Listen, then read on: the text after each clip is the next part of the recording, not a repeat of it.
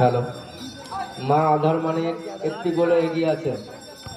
মা আধার মানিক সীমা রায় একটি গোলে এগিয়ে আছে।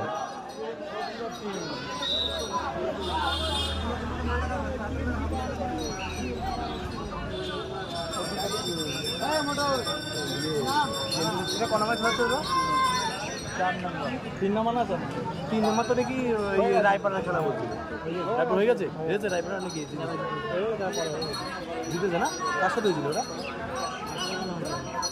ওটা সিঙ্গারা প্রায় বিকালে ওই শুভঙ্কর বিকাশ না দোকানে বিশ্বনগর দোকানে বসে আছে।